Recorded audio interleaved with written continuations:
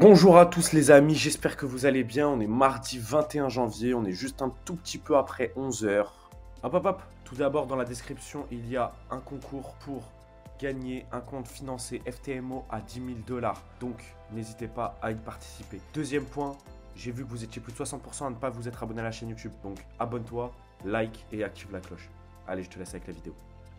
Et enfin,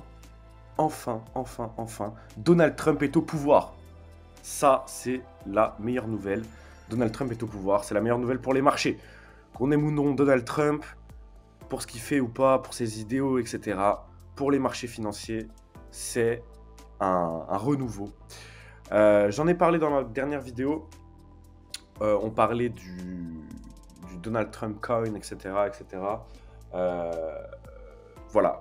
C'est franchement quelqu'un qui est pro-crypto, etc. C'est quelqu'un qui est pro-économie. Donc ça va faire du bien au marché financier. Ça va faire du bien, même beaucoup de bien. Ça va faire du bien à beaucoup de gens, etc. Et ça va faire du bien aussi au monde des cryptos, qui va mieux se porter, etc. Déjà, il va virer Gary Gensler, qui lui est président de la SEC, qui lui est anti-crypto, etc. Il va mettre quelqu'un de son entourage qui est pro-crypto, pro-ETF sur Solana et Ripple. Donc voilà, ça c'est Ripple. Donc c'est vraiment le meilleur truc à avoir, c'est ça. Après qu'on aime ou pas ce président, ça je ne me prononcerai pas, c'est comme ça, mais c'est juste d'un point de vue économie, ça va faire du bien à l'économie d'un point de vue global. Bon, on va analyser ce que j'avais dit vendredi dernier. Vendredi dernier, j'avais dit qu'on allait baisser. Je voyais baisser jusque-là, mais au final, on a juste baissé jusque-là. Ça concorde parfaitement, en fait, avec les plus hauts précédents, en fait. Donc, ça concorde parfaitement, effectivement. On aurait pu s'attendre à ce que ça rebondisse ici. Donc, c'était bon. Ça rebondit là, et puis après, ça décolle, ça range, ça décolle. Et hier, ça a bien décollé. Enfin, hier, ça a plutôt range. Et dans la nuit, à 2h du matin, ça a bien décollé. Concernant l'or, aujourd'hui, je le voyais acheteur à 11h, je vous mens pas, je comptais l'acheter en direct et faire la vidéo avant 11h, puisqu'on avait eu un superbe rejet sur la bougie de 10h, quand on regarde en 15 minutes, il y a eu des superbes rejets, donc c'était vraiment assez haussier en fait notre histoire. Elle était reposée sur une box qu'on avait en daily, je crois. Donc voilà, mais peut-être pourquoi pas l'acheter plus tard dans la journée, le gold. En tout cas, je resterai focus là-dessus. Hier, c'était férié. Parce que c'était Martin Luther King Day. Donc en fait, les marchés étaient ouverts, mais il n'y a pas eu grand mouvement en fait. C'est dommage d'ailleurs parce que je me suis dit avec l'investiture de Trump, peut-être que ça va bouger. C'était à 18h heure française, c'était à midi, heure américaine. Donc bon. On va regarder ce qu'on peut faire sur l'or. Donc l'or, on peut le voir retaper cette box-là. C'est possible pour après remonter, etc. dans la journée. Il y a un FVG qui n'est pas comblé ici. Pourquoi pas revenir le combler, le mécher en fait dans cette zone. Et après, pourquoi pas repartir à l'achat. On va être plutôt acheteur sur ce genre de scénario. On va être plutôt acheteur. On a une trendline baissière aussi en plus qui est bien définie. Donc pourquoi pas se réappuyer dessus, etc. Donc voilà. Mais pour l'instant, moi je reste acheteur quand même sur l'or. Concernant le Dow Jones. Alors le Dow Jones, c'est le seul où j'avais pas mis j'avais pas fait de petits dessins. Bon, c'est pas grave. Là, on arrive dans les 0,6 de la dernière baisse. Quand on regarde en 4 heures, voilà. On arrive dans les 0,6 de la dernière baisse, ici. Donc pourquoi pas des ventes? Pourquoi pas des ventes au-dessus de cette zone-là?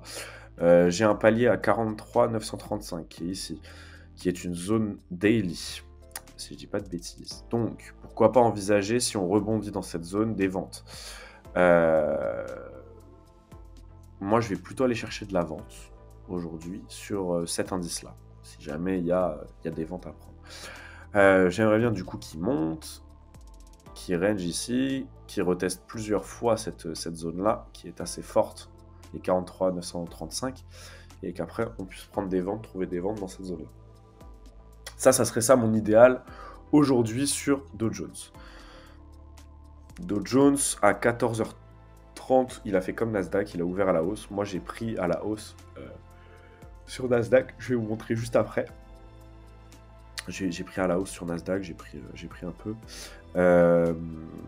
parce qu'il y avait des beaux rejets, etc. Donc voilà, je me suis fait plaisir. Et puis 14h30, ça faisait une semaine que à 14h30, il se passait des folies. Hein, quand on regarde dans le passé, ça c'est la bougie de 14h30.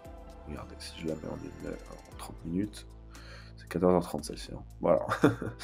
Donc, avec des folies à 14h30, j'ai dit, vas-y, pourquoi pas. Moi aussi, j'achète à 14h30. Enfin, j'achète un petit peu avant et ça augmentera. Bon, mais je l'avais fait sur Nasdaq. En parlant de Nasdaq, on va faire Nasdaq tout de suite. Nasdaq.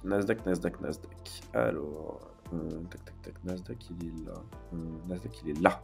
Voilà. Donc ça, c'était la bougie de 14h30.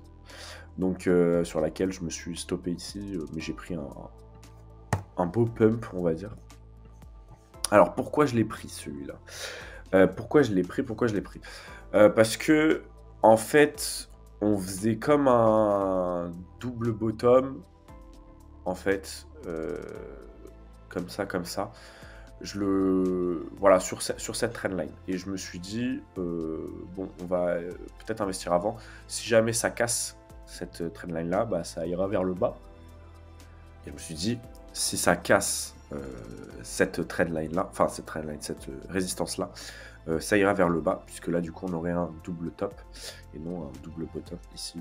Bref, c'était un peu ça ma pensée et ça m'a plutôt réussi. J'ai pris cette montée là. On a tout de suite ravalé après vers 1h du matin. On a tout ravalé d'ailleurs. On est revenu s'appuyer sur la trendline et on est reparti à l'achat directement. Alors, pour Nasdaq, c'est des belles configurations. J'aimerais bien l'acheter. C'est des configurations d'achat qui sont assez jolies. On va peut-être le regarder. Regardez la bougie daily, comment elle est belle. Oh là là, elle est magnifique celle-ci. Hein. Elle est magnifique. Hein. C'est magnifique. Il faudrait que la H4 clôture au-dessus, là, dans 40 minutes. Ce serait le top. Et après, on pourra avoir une bougie acheteuse ici, avec un beau rejet sur la trendline baissière. Ça serait le top du top pour, pourquoi pas, titiller les ATH précédents, qui sont ici. Voilà. Mon idée, ça serait de... Tac. Voilà, ça serait de passer à l'achat sur cette zone-là, sur cet actif-là. Tac, hop. Alors, dans un... Hop, ça serait plutôt ici que ça se passe. Voilà. On peut redescendre, on peut remonter, etc. Mais je le vois vraiment haussier, vraiment acheteur aujourd'hui, le Nasdaq. Pareil pour Dow Jones, en soi, je le vois acheteur, puis vendeur, mais il y a quand même une belle marge d'achat quand même dans cette zone-là. Et pour l'or, j'aimerais bien l'acheter. J'attends qu'il redescende un peu, qu'il se réappuie peut-être sur cette box, etc. Et pourquoi pas l'acheter. Peut-être l'acheter même plus bas, l'acheter ici ou l'acheter sur la trendline baissière, donc encore un peu plus bas. Voilà, vous savez tout. Le point crypto, il a été fait hier, donc rien de plus. Je fais pas le forex, ou très peu, mais voilà. Vous savez tout, vous avez toutes les cartes en main pour performer ce marché, qui est excitant à performer, puisque avec l'investiture de Trump, ça devrait bouger. Et puis voilà. Bon courage à tous sur les marchés, et à demain pour voir si ce que j'ai raconté, c'est pas des bêtises. Normalement, ça devrait le faire. Voilà, allez, à demain. Ciao.